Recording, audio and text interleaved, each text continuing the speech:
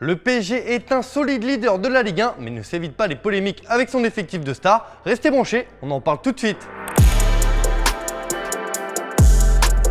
Salut les amoureux du ballon rond, bienvenue dans ce nouveau JT Foot Mercato. Le choc entre le PSG et l'OL hier a tenu toutes ses promesses. La Ligue 1 n'a jamais été aussi excitante. Le club de la capitale carbure à plein régime en championnat avec 6 victoires en 6 matchs. Le match remporté face à l'OL hier soir 2-1 était l'occasion de montrer un visage différent de celui affiché en Ligue des Champions contre Bruges et ce triste match nul. On le pensait à la cave, mais Mauro Icardi a été précieux hier soir au parc. L'Argentin a délivré son équipe en marquant le but de la victoire. En manque de temps de jeu ces dernières semaines avec le trio Mbappé, Messi, Neymar, l'attaquant a même été relégué derrière André Di Maria pour ce choc de la 6e journée de Ligue 1.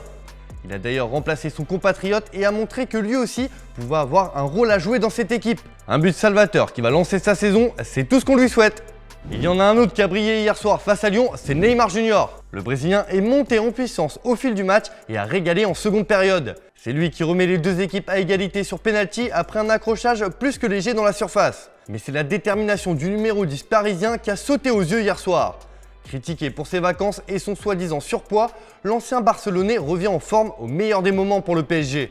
Après la rencontre, le Brésilien demandait encore un peu de patience pour qu'il soit totalement prêt. Peu à peu, je m'améliore.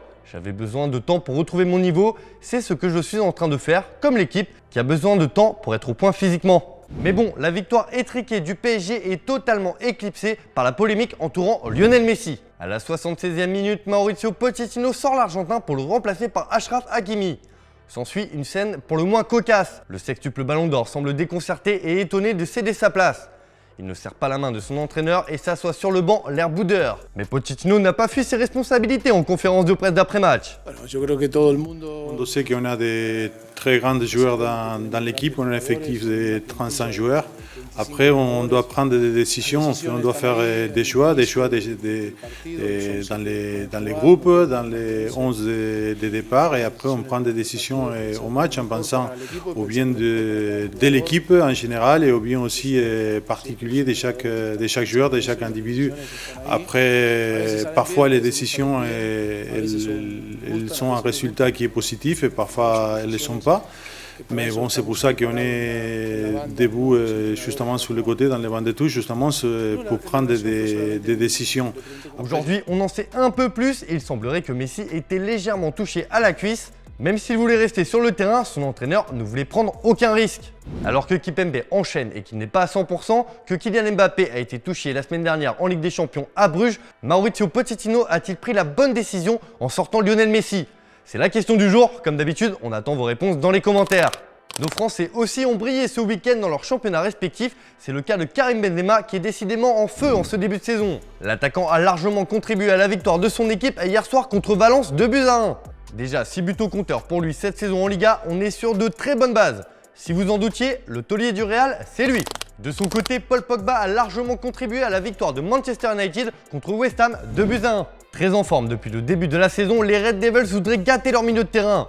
Le club mancunien serait prêt à des folies pour conserver son joueur en fin de contrat en juin 2022. Pour cela, les pensionnaires d'Old Trafford vont lui proposer un contrat en or massif de près de 470 000 € par semaine, soit près de 26 millions d'euros par an. De quoi faire réfléchir Pogba. Allez, on termine par l'image du jour qui nous vient de Marseille et de son entraîneur Jorge Sampaoli qui est totalement adapté à la vie locale. Après la belle victoire des Phocéens contre Rennes au Vélodrome 2-0, Sampaoli s'est arrêté le temps d'une photo pour le célèbre rappeur Jul et évidemment, il n'a pas manqué de lui faire son geste qui le caractérise si bien. C'est ça qu'on veut m'agater. Voilà, c'est tout pour aujourd'hui. Merci de votre fidélité. On se retrouve dès demain pour un nouveau JT Foot Mercato. Bonne soirée à tous.